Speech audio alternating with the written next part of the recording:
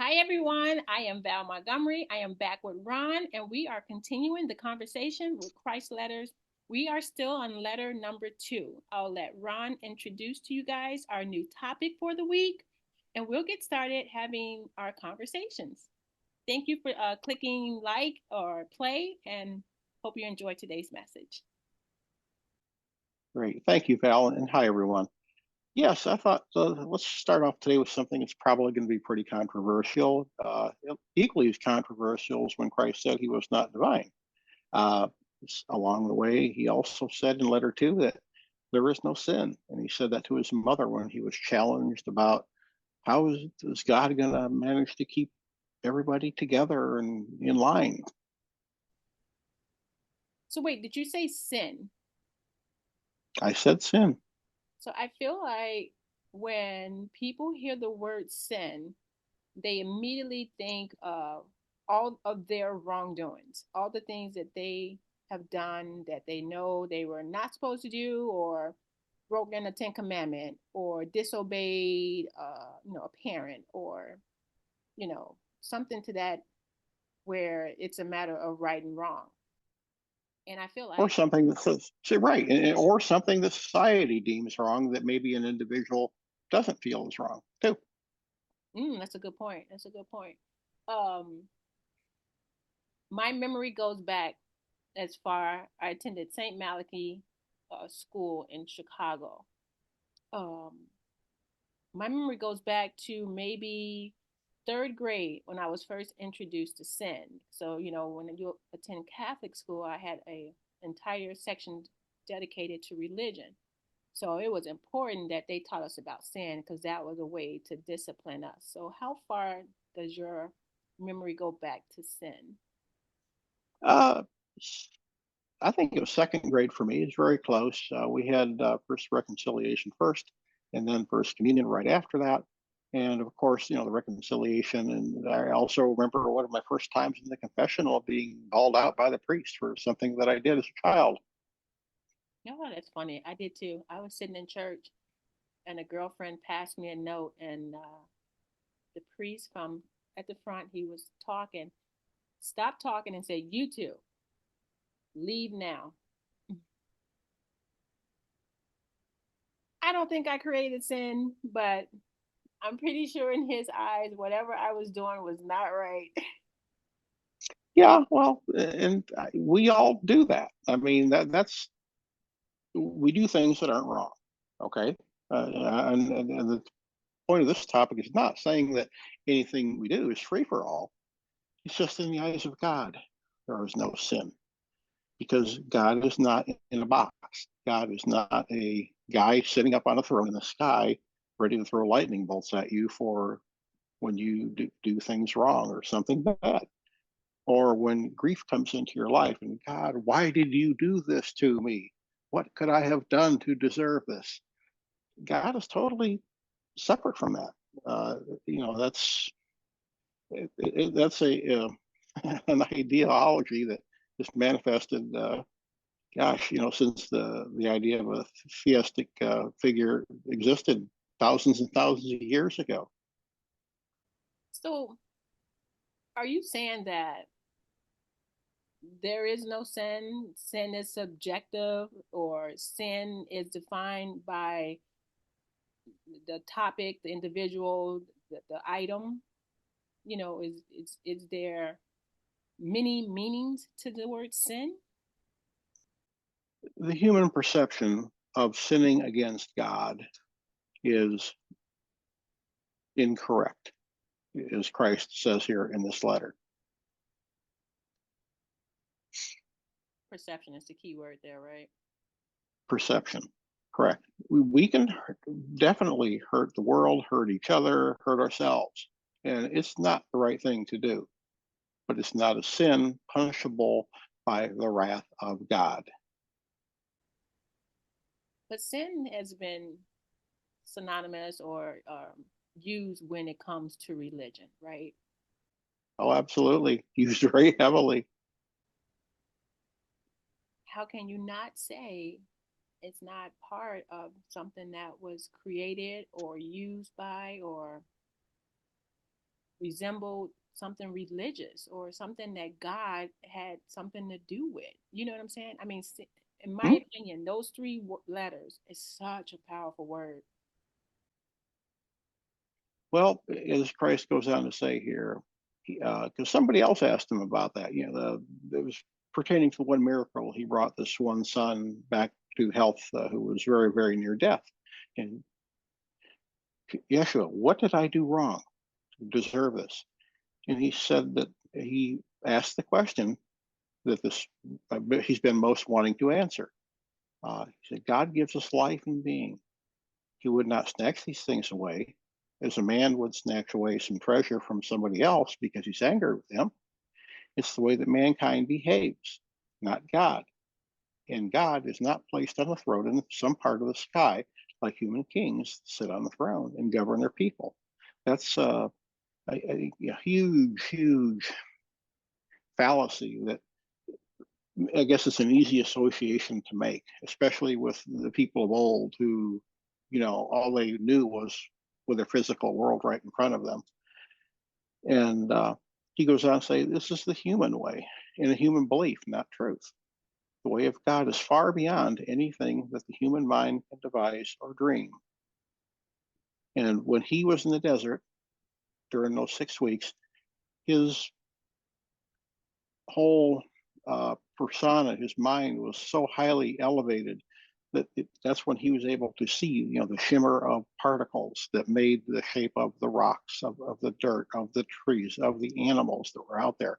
And he realized all of this stuff was made from just the tiny bits of particles, and it's all the same tiny electronic particles in different forms that make this illusion of the world that we're living in. And the whole purpose of God is within everything. It's what allows an otherwise a bird and a worm, a human being, whatever, all the intelligence that allows that object or the living thing, a tree, for instance, to take the raw materials from whatever its environment is, use it as nutrition and grow and develop. And then it always has a limited lifetime, and then there's a renewal process that happens again. We are the same way. And what he's saying is, all God wants to do is provide the conditions so that we can come here and experience our life and grow. Our souls have an opportunity to get better at uh,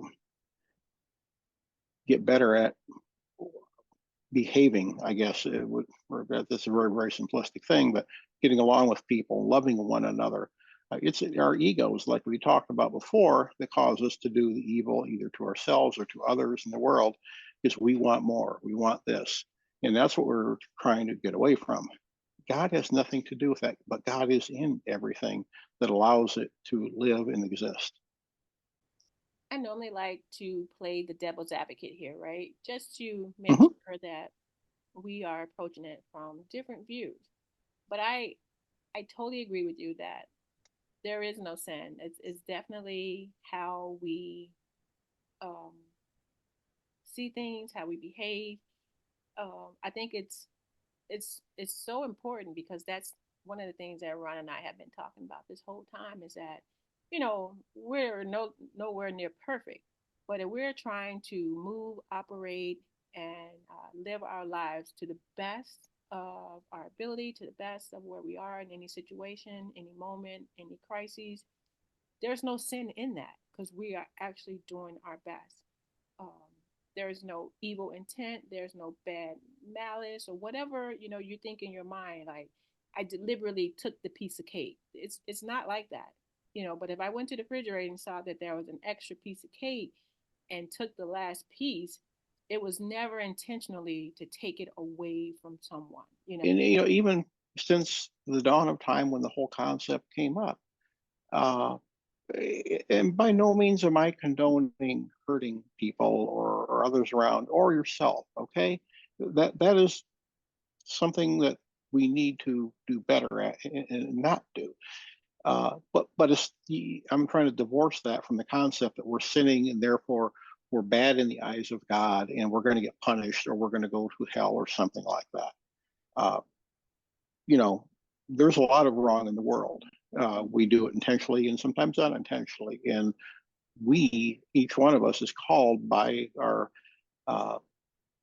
our association, or I guess our uh, link with the God, the divine, the all that is, that keeps us alive and sustains us. We can do whatever we want to do. That's our choice. But regardless, God is going to, the God force, I'm trying to depersonify God, uh, is still within us, and we're still going to grow.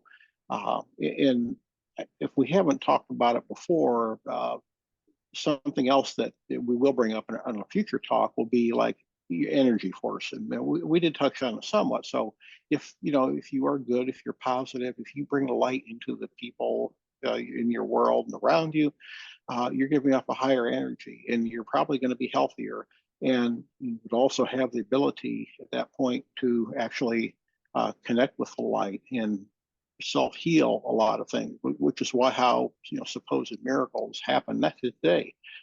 There's a link there with all that there is, because the human body does have the ability to heal itself. But when we drag ourselves down with negative thoughts, negative energies, being around negative people, et cetera, uh, that all that whole negative vibe stays with us and it degrades the body physically. We're not going to live forever. We all have a lifespan, but it's the quality of our life and the quality of what we bring, each one of us, excuse me, into the world, that we're trying to elevate that. Same way with our behaviors and our thoughts. So it's not, some people say, what did I do to deserve my child died? You did nothing. This was just the way the plan, and there's a lesson in there that the individual has to go through.